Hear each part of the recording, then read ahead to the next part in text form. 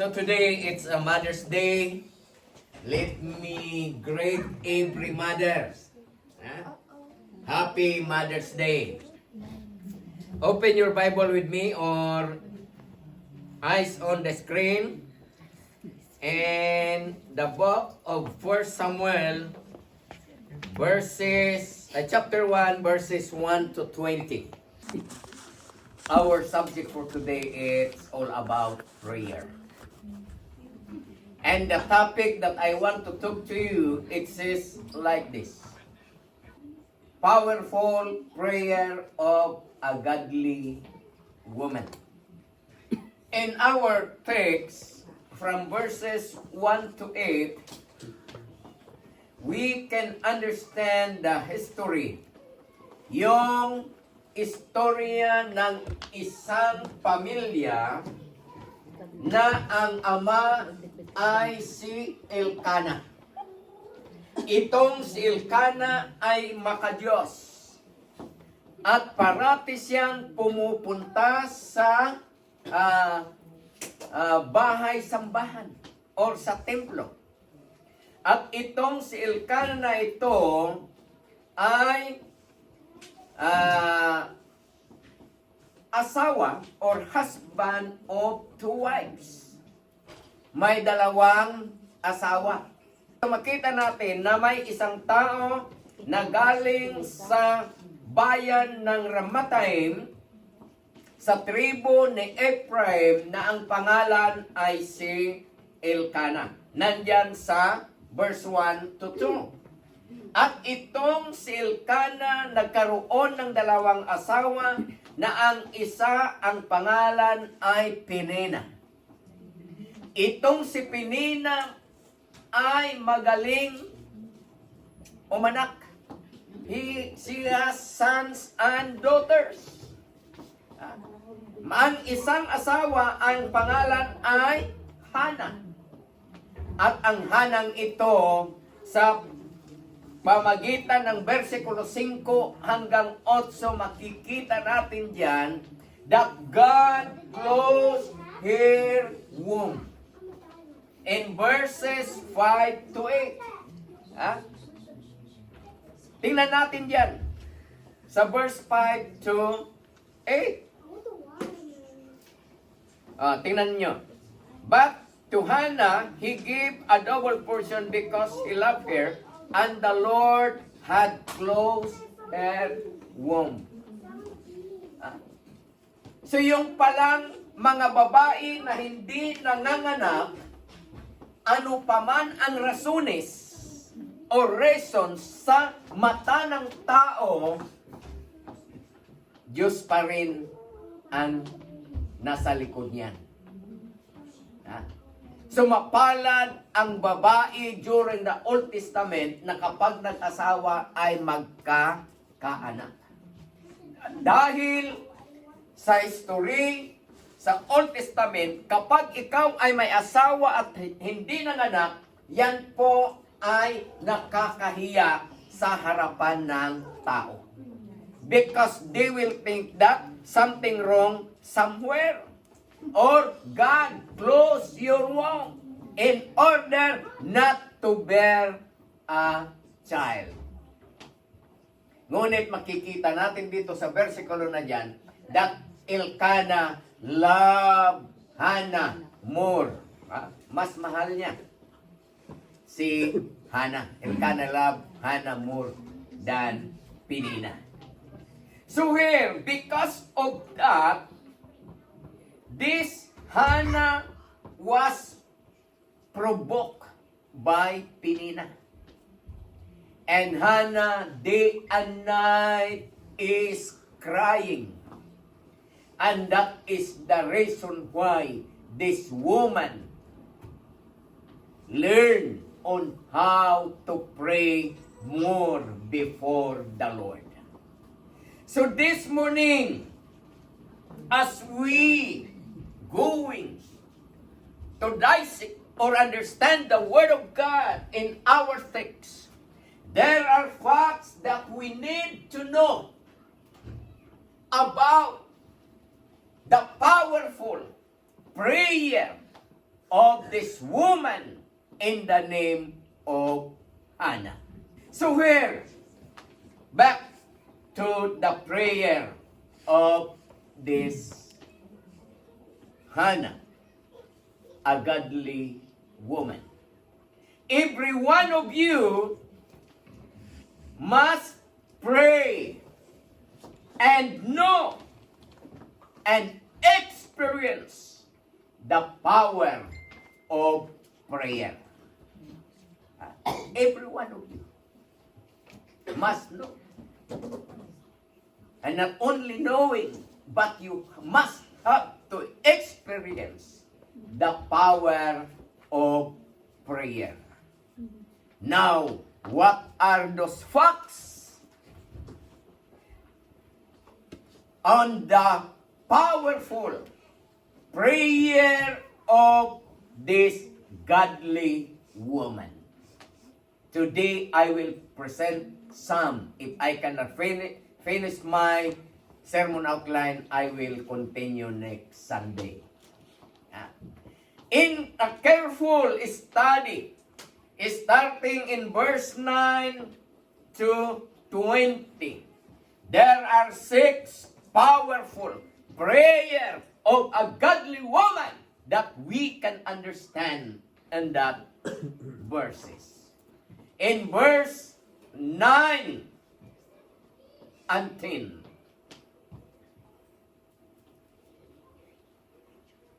however, in verse 8, when Elkanah saw his wife, Hannah, is crying, of course, parating umiyak dahil kinukot siya.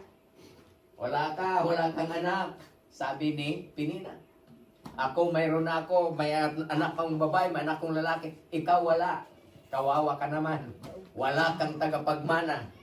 Wala kang kaligayahan.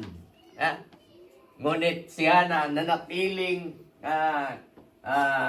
tahimik sa harapan ng Diyos. At ang sabi ni Elkanah sa verse 8, sabi niya, hindi pa ba sapat ang presensya ko sa iyo? At bakit ka umiiyak lagi? Ngunit Elkanah, hindi siya nakapagbigay na sapat na kaligayahan ni Hannah. Bakit? Because she want to have a child or children. So here in verse 9 and 10, the first prayer of Hannah. Hannah got up after they ate and drank at Shiloh. Eli the priest was sitting on a chair by the doorpost of the Lord's tabernacle. So tabernacle, it implies our worship place today. So it says here, the doorpost of the Lord's tabernacle deeply hurt. Hannah prayed to the Lord and wept with many tears. So what we can understand here, Hannah prayed specifically. Here, deeply hurt, Hannah prayed to the Lord and wept many tears.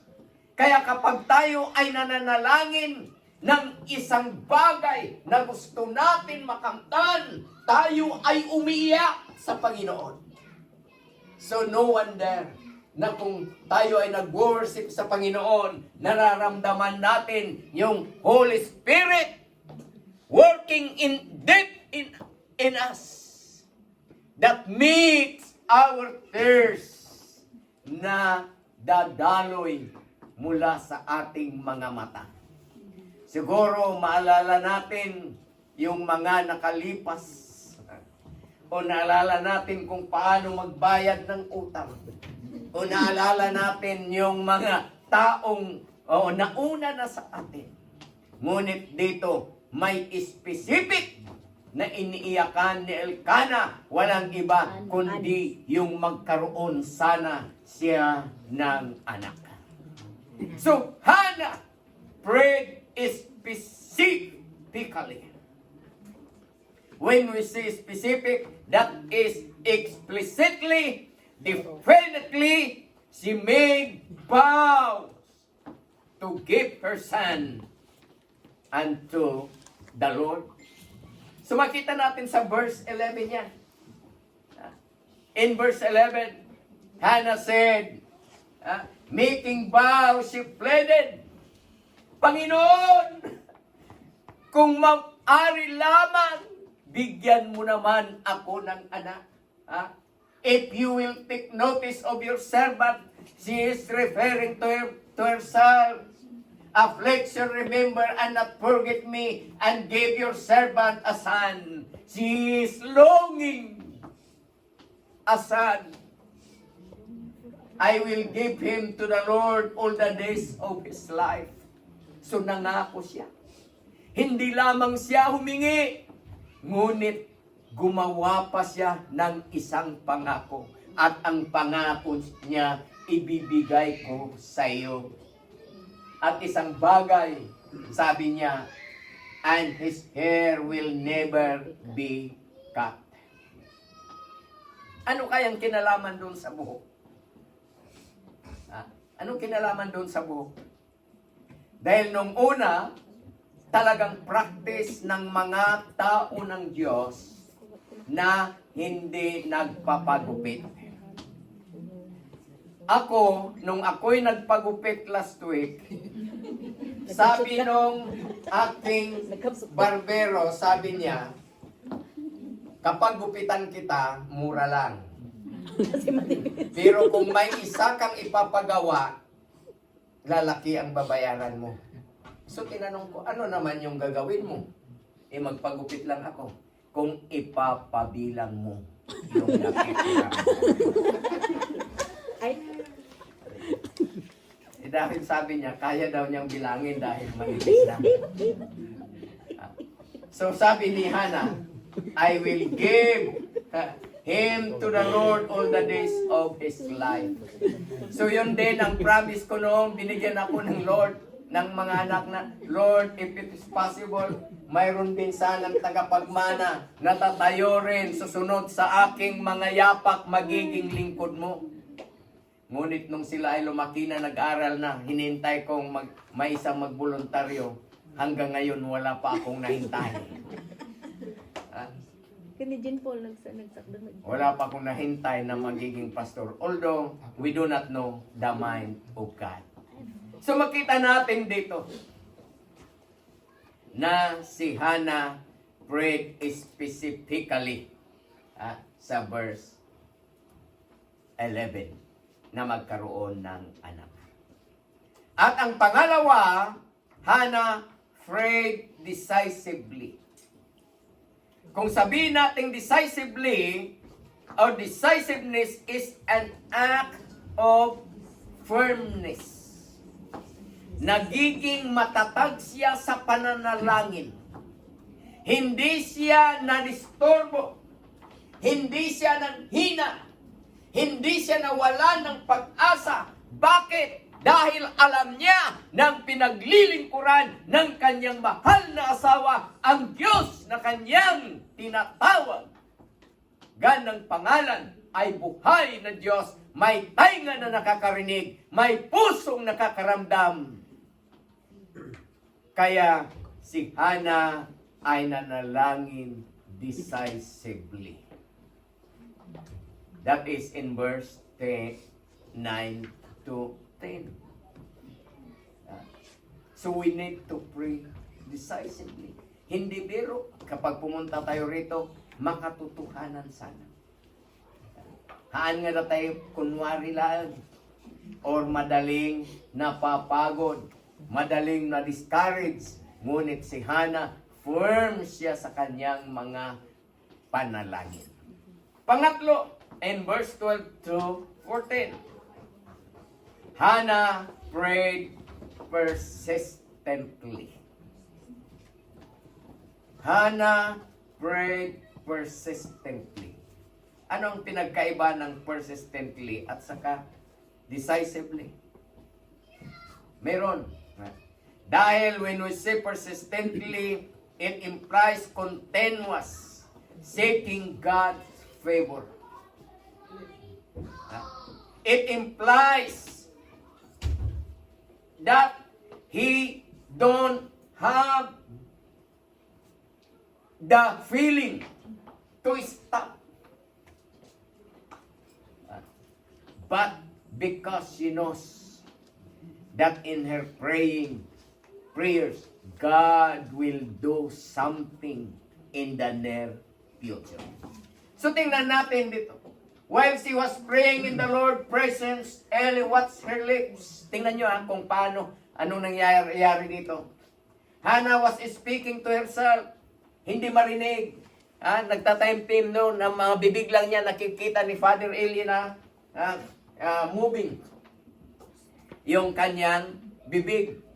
Tingnan mo. And although her lips were moving, her voice could not be heard. Hindi marinig. Kung minsan ganon, kapag may sinasabi tayo sa Panginoon, hindi man lang natin mabigkas, but our hearts and minds is speaking and talking to the Lord.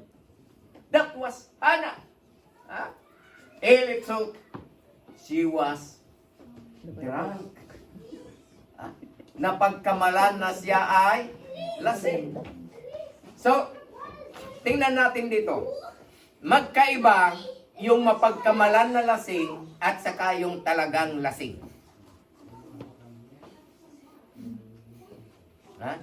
Napagkamalan ni Eli na lasing si Hannah. Bakit kaya napagkamalan na ni Father Eli? Dahil during the Old Testament, ang alak noon ay parang bibirig sa kanila. Ngunit, hindi ka kakita ng babaeng malalasing. Kapag nakakita ka ng babaeng nalasing, yan ay hindi maganda sa paningin ng karamihan.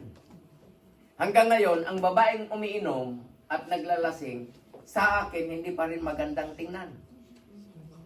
Yung lalaki, accepted na sa community na kahit gaano kaganda yung daanan, kapag nalasing ay butas na yung kalsada. So, ganon ang taong lasing. Hindi normal yung buka ng bibig, hindi normal yung kilos. Ngunit dito si Father Eli, napagkamalan niya na si Hannah ay lasing. So ano ang lesson dito, mga minamahal? Ang lesson dito, ang babae hindi magandang makita na lasing. Bakit? Sa Bible, sa chapter 30 ng Proverbio, ang sabi doon na ang isang lasing ay hindi matino ang pag-iisip. So, and scolded her, how long are you going to be drunk? Pinagalitan ni Father Eli. Dahil ang alam niya, lasing talaga si Hannah. Tingnan nyo. Get rid of your wine. Iwasan mo ang alak. So, ang lesson dito, ang mga lingkod ng Diyos, lalo na sa mga kababayan, iwasan nyo ang pag-inom ng alak. Hindi ako nagsasabi niya na. It is what Eli told to Hannah dahil napagkamalan. Ngunit hindi lang babae, lahat tayo. Hindi ko sinasabi na bawal uminom ng alak. Dahil kung minsan, ang alak ay kailangan din sa ating katawan, ngunit ang sinasabi ng Biblia, huwag tayong maglasing ng alak, ngunit tayo po sana ay mapuspos sa banal na Espiritu Santo. So dito, mga minamahal, makita natin dito na ang isang makadiyos na babae, siya ay nanatiling nanalangin decisively. Siya ay nanatiling nanalangin specifically. At ang pangatlo, Hannah prayed persistently. Although na misunderstood ng pare, ngunit siya ay nag-continue. She continues in prayer. Why? Because she knows that in her prayer, God will grant the desire of her heart. That is in verse 12. While she was praying in the Lord's presence, Eli was watched her lips. Hannah was speaking to herself, and although her lips were moving. So makikita natin yan na si Hannah prayed continually. Not only that, Hannah prayed in the face of opposition. Di ba? Kung minsan kapag may pinanalangin natin, may mga meeting tayo sa buhay na gusto nating makantan, mayroong mga opposition. Hindi lang sa ating mga kapitbahay, ngunit even in the family sometimes. That when we long something, one or most of our family member will oppose us. But if it is the will of God, no one can stop us praying or longing something, knowing that God will do great things in our prayers or the desire of our hearts. So how I wish to finish this outline that I had made, but because of our time, God allow me to continue this on Sunday. Amen. Amen. So since that it is a Mother's Day, though it is we don't have practice, we will render a song. All fathers, Kasi isa He called him Jesus. He came to love, heal and forgive. He lived and died to buy my pardon. An empty grave is theirs to prove my Savior lives. Because He lives, I can face tomorrow.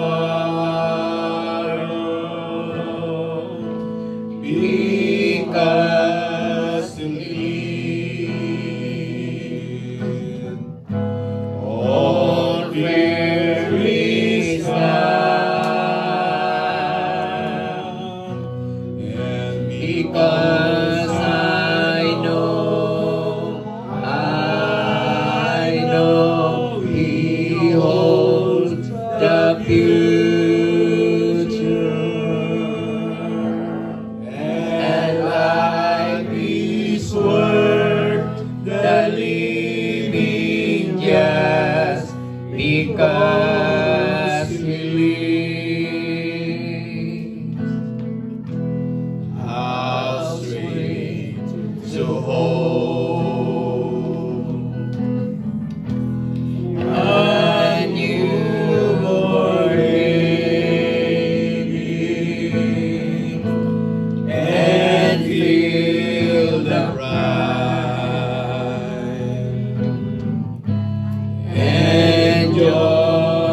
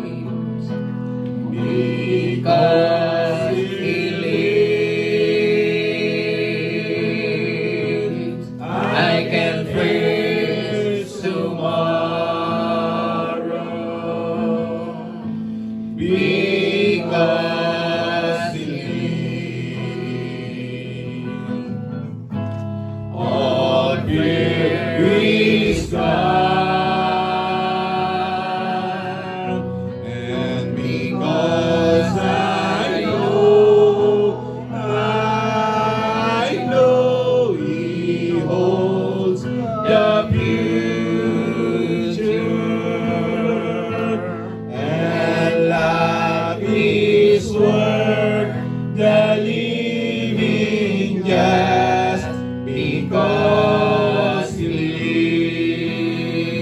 lives. And then one day I cross the river, I'll find land's far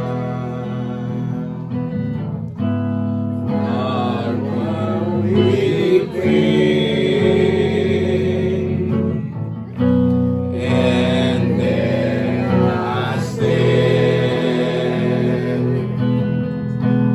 His way to victory. I see the light of glory, and I know He lives, because He lives.